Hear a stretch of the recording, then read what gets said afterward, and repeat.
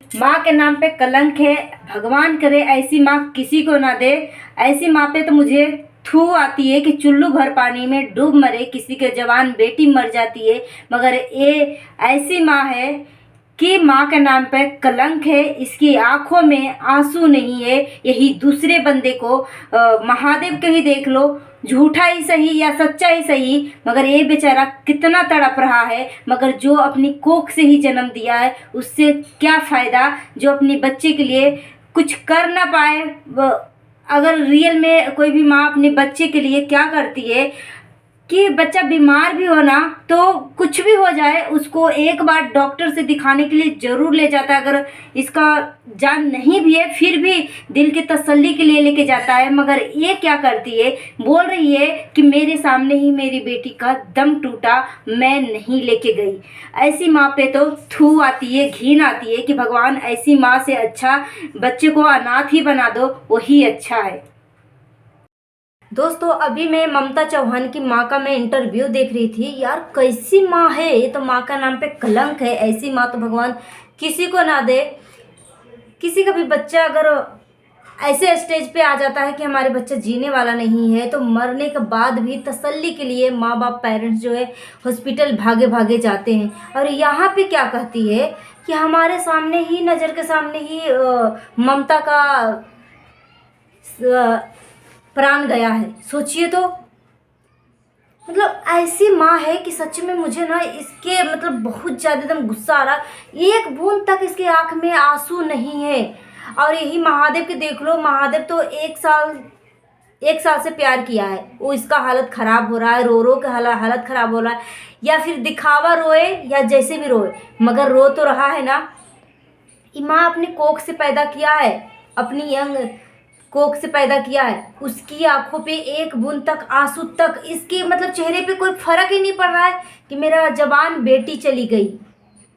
जवान बेटी या जवान बेटा मतलब चला जाता है, जिसका वही जानेगा उसका दुख दर्द। हम सब इसका इंटरव्यू देख के हम सब की आंखों में आंसू आ गया। मगर ये जो ममता चौहान की जो माँ है, सच में एकदम कलंकित है। एकदम लगता ही नहीं कि ये माँ है, लगता है कि माँ के नाम पे क्या पता क्या मैं बोलूँ। सच में माँ के नाम पे एक कलंक है। चुल्लू भर पानी में ऐसे के डूब मरना चाहिए। भगवान ऐसे का तो बच्चा ही ना दे, वो ही सही था।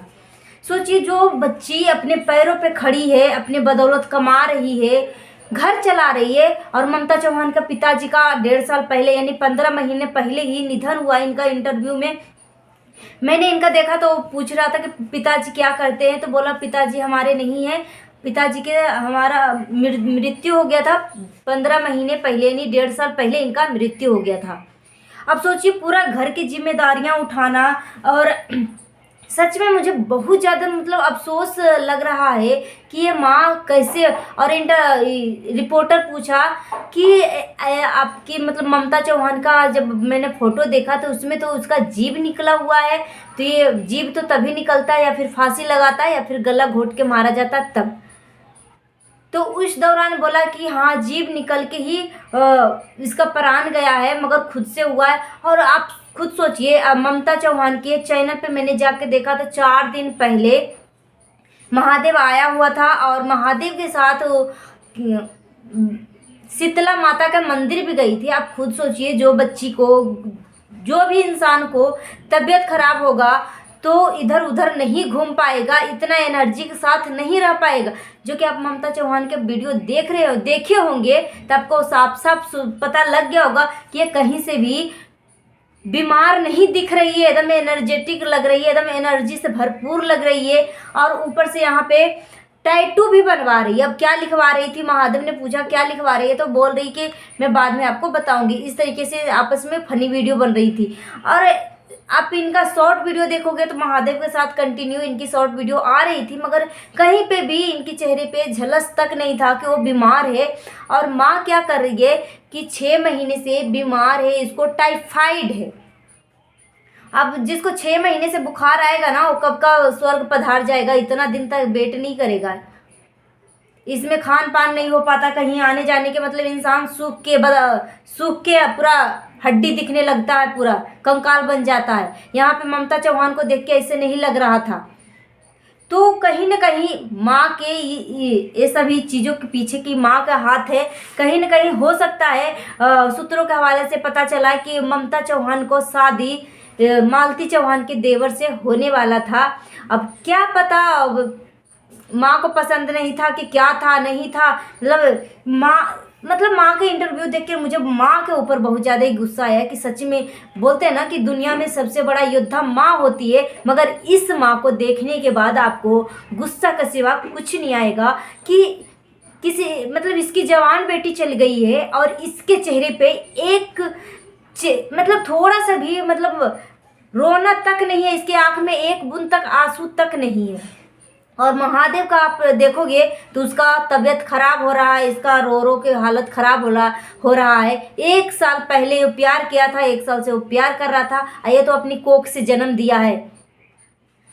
तो कहीं ना कहीं ये बहुत बड़ा घोटाला है, कहीं ना कहीं इसके पीछे जो है माँ ही होगी, गला घोट के मारी होगी।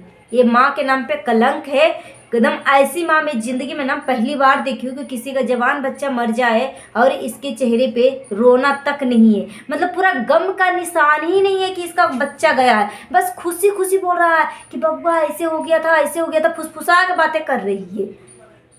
तो इसकी माँ ही उसको मारी होगी। पुलिस जो कड़ाई से अगर पूछताछ किया ना तो एक एक बात सामने उगलेगी। अब बोल रही है कि हमारी बेटी जब गाती है ना तो लोगों को जलन हो रही होगी, इसलिए फंसाने के चक्कर में ऐसे कर रही है। आप खुद सोचिए कि खुद बोल रही है कि हमारी बेटी सिंगर थी और लोग फंसा रहे।